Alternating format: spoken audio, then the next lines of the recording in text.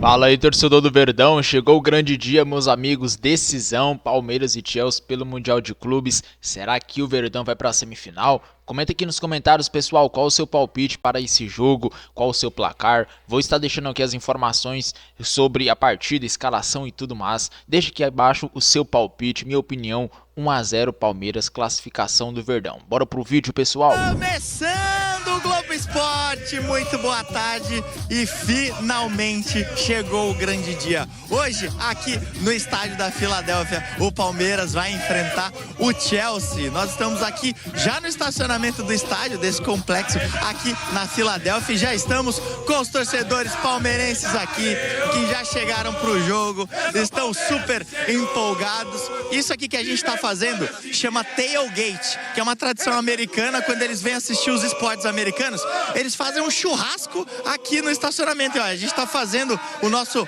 barbecue com o nosso gringo. Salve, gringão. Hello, happy 4th of July to my Brazilians out there. É isso, ele falou que hoje é dia da independência aqui nos Estados Unidos. Então aqui é feriado, um dia muito importante, né? Principalmente na Filadélfia, que é onde foi proclamada a independência dos Estados Unidos. Mas eu não sou mais uma pessoa independente aqui nos Estados Unidos. Eu sou uma pessoa que tem uma dupla maravilhosa, fofinha, que já tá vermelho de novo. Nosso querido Caio Ribeiro. Tá gostando do clima, Caioba? Churrasco, festa da torcida, jogo decisivo, não pode ter cenário melhor, Fredão. É isso, então esse vai ser o clima pra gente já entrar nessa ansiedade que o torcedor palmeirense tá, e também quem não é palmeirense, obviamente vai acompanhar Palmeiras e Chelsea aqui na tela da Globo. E agora a gente vai com as informações ao vivo com o nosso querido Edgar Alencar. Ed, onde você tá? E traga as novas do Verdão pra gente.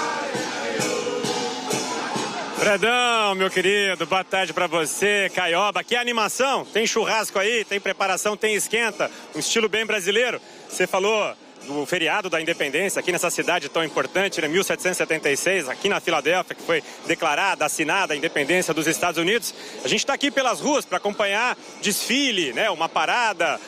Nesse momento aqui, ó, tem comunidades que também vão parabenizando os Estados Unidos, aqui é a comunidade chinesa. Então, com esse som, com essa bandinha, a gente traz as informações do Palmeiras, Fred, que teve praticamente essa semana para se programar. O Abel Ferreira, diferentemente de outras semanas, preferiu fazer sempre sessões pela manhã, não teve treino duplo, então ele dosou muito descanso e preparação. Ontem pela manhã também fez mais um treino, depois foi para o estádio, né, dar suas entrevistas. Então é um time que vem muito, né, condicionado para esse jogo. Na entrevista coletiva, o Abel reforçou a posição do Palmeiras de azarão, né, de não ser favorito contra o Chelsea. Até brincou, como é que eu posso falar de um time que vem aqui e compra, né, o nosso melhor jogador? Claro que esse fator Estevão foi muito abordado, né, dos dois lados. São times que já se enfrentaram, né, lá em 2022, mas os elencos mudaram demais, né? São 9 remanescentes do Palmeiras, considerando todo o elenco, mas que estava em campo lá em Abu Dhabi e vai jogar hoje, deve ser o capitão do time, é o Everton. Aliás, que time do Palmeiras que vai entrar, né? Vamos trazer aqui na reportagem as dicas de Abel Ferreira. Provavelmente a gente nunca vai ter acesso ao caderninho de Abel Ferreira. Será que essa resposta na entrevista coletiva foi de improviso ou ele já veio com alguma coisa anotada? É uma boa oportunidade para os locais torcerem pela gente. O jogo, se eu não estou enganado, acontece no Independence Day contra os ingleses. Então nos apoie, venha torcer pra gente. A pergunta era sobre o apoio dos torcedores da Filadélfia para ver uma surpresa diante dos favoritos ingleses. Em uma entrevista com jornalistas de muitos países, Abel falou, em alguns momentos, em inglês. Yes, we are the underdog. Caderninho à parte. Vamos falar do time? Muitas perguntas sobre a formação do Palmeiras com os desfalques. Ninguém me perguntou se ele vai jogar ou não. Claro que o Abel Ferreira não escalou nominalmente os 11 que vão começar jogando aqui no estádio da Filadélfia. Mas sabe que, prestando atenção à entrevista coletiva, pode ser que o treinador tenha dado mais detalhes do que costuma. Na esquerda, alguma surpresa ou Vanderlan? Ele citou o lateral da base num possível duelo contra o português Pedro Neto, o grande destaque do Chelsea nessa Copa do Mundo. São dois jogadores muito rápidos, um mais técnico que é o Neto, outro mais defensivo, que é o caso do nosso Vanderlan. Um belo desafio, uma bela oportunidade para ele mostrar toda a sua qualidade e que tenha confiança nele, como eu e como os colegas, e que dê o melhor dele. É só isso que eu peço, nada mais. Na defesa, sem Murilo e Gomes, quem vai? E quem será o capitão?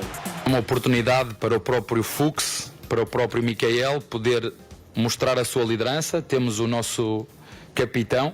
Eu é que, por norma, não gosto muito de dar a braçadeira ao nosso goleiro, porque quando é para ir falar com o árbitro, agora ele tem que se deslocar, mas amanhã quem vai ser o nosso capitão é o Everton, e ele é o nosso número 1.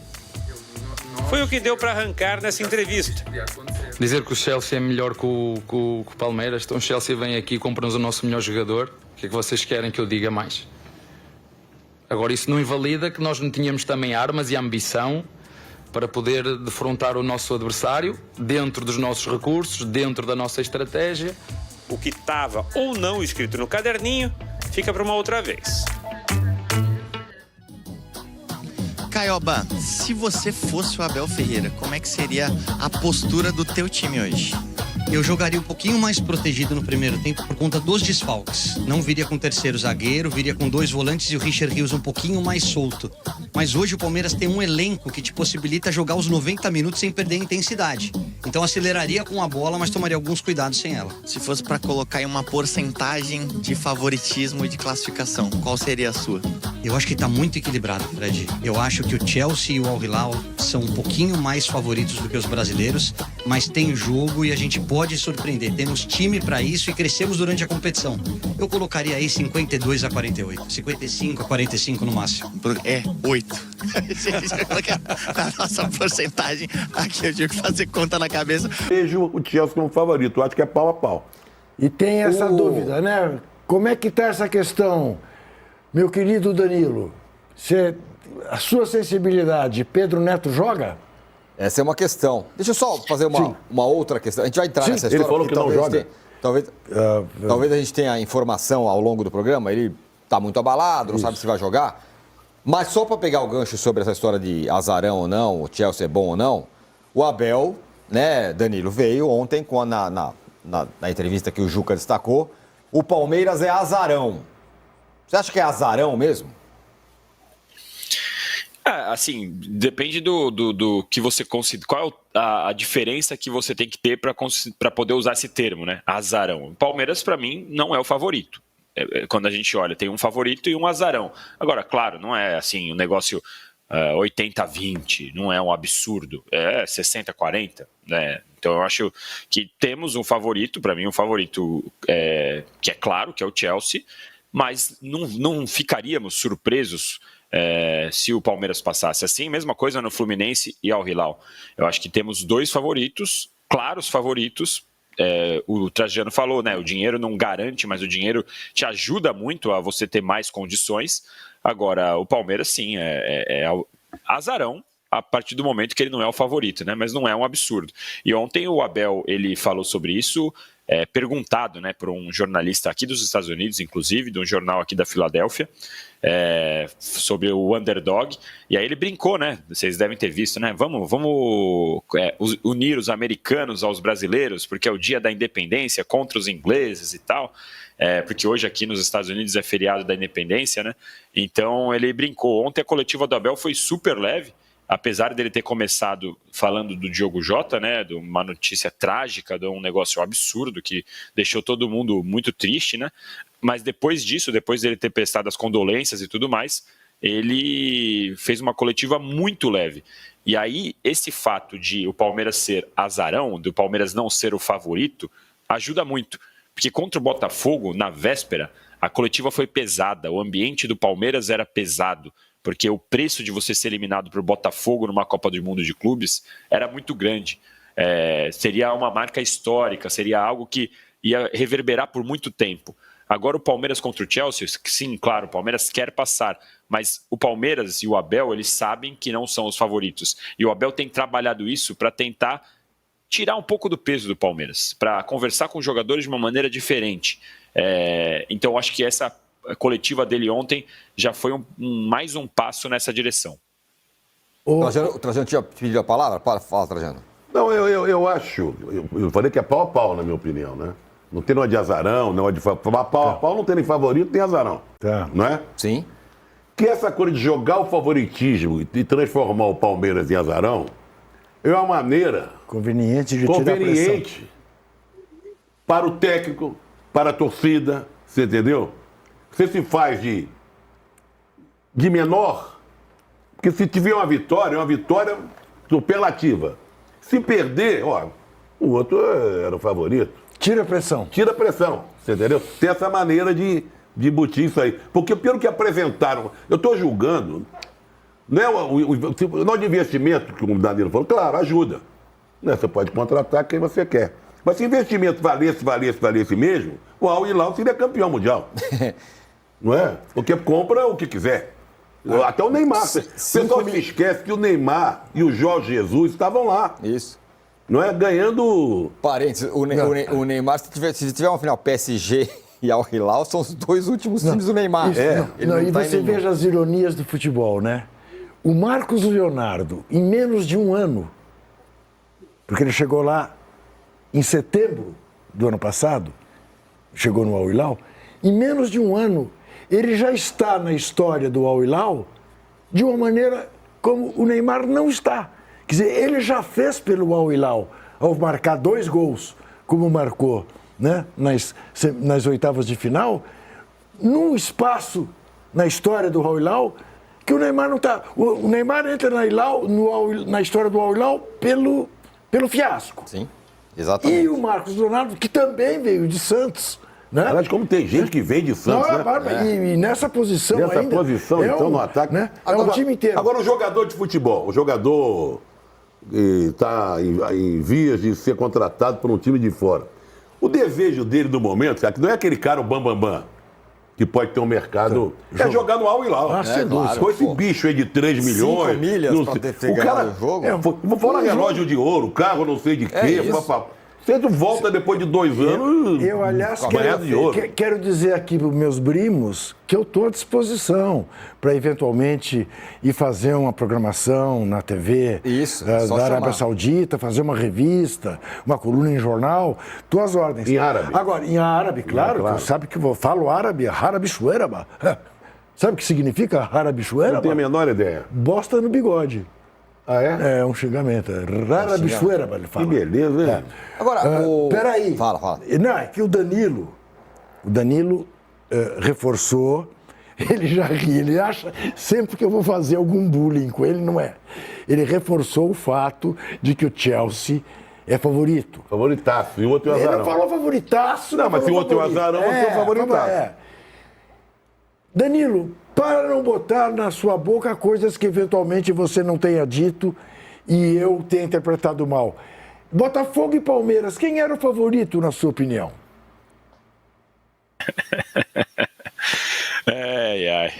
Para mim, no momento que tinha antes do jogo, o Botafogo estava jogando, tinha mais garrafas para vender do que o Palmeiras, mas o Palmeiras venceu.